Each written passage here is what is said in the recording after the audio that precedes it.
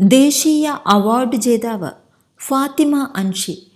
ജന്മന 100% കാഴ്ച പരിമിതിയുള്ള അൻഷി 3 വയസ്സ് മുതൽ സംഗീതത്തിലും ഉപകരണ സംഗീതത്തിലും താൽപ്പര്യം കാണിച്ചു തുടങ്ങി.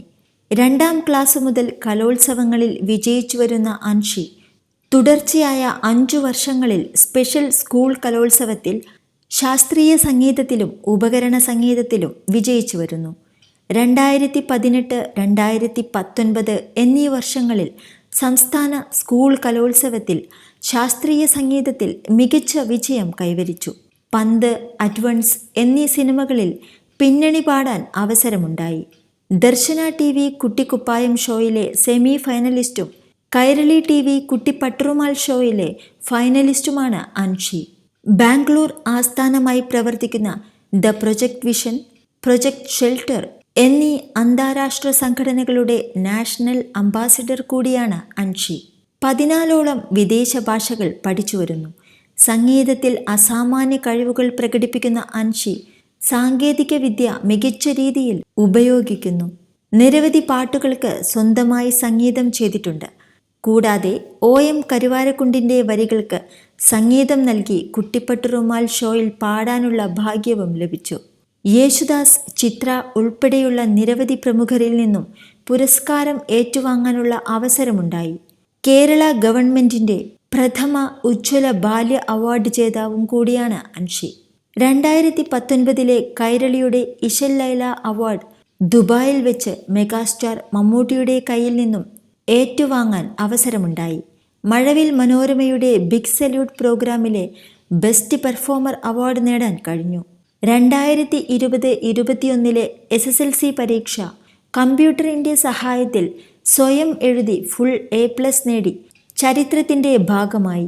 2022-23 അധ്യയന വർഷത്തിലെ +1 പരീക്ഷ കമ്പ്യൂട്ടറിൻ്റെ സഹായത്തിൽ എഴുതിയ ഹയർ സെക്കൻഡറിയിലെ ആദ്യ വിദ്യാർത്ഥിനിയാണ് അൻഷി.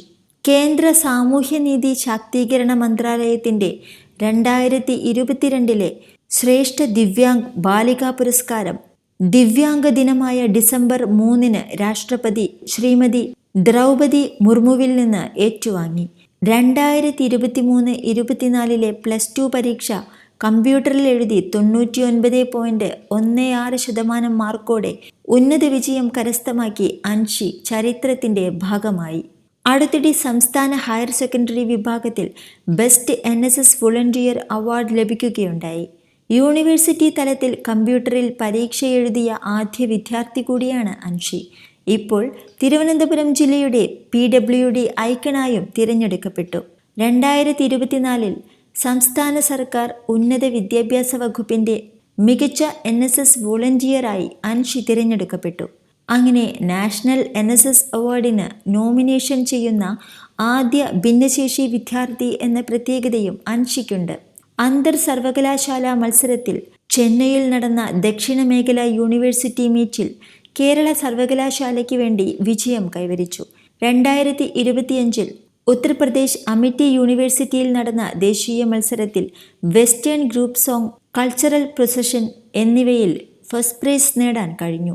2025 കേരള സംസ്ഥാന യുവജന കമ്മീഷൻ പ്രഥമ യുവപ്രതിഭാ പുരസ്കാരം കരസ്ഥമാക്കാനും ഫാത്തിമയ്ക്ക് സാധിച്ചു. തിരുവനന്തപുരം യൂണിവേഴ്സിറ്റി കോളേജിലെ പൊളിറ്റിക്കൽ സയൻസ് 2ാം വർഷ വിദ്യാർത്ഥിനിയും എടപ്പറ്റ അബ്ദുൽ ബാരി ഷംല ദമ്പതികളുടെ ഏക മകളുമാണ് അൻഷി.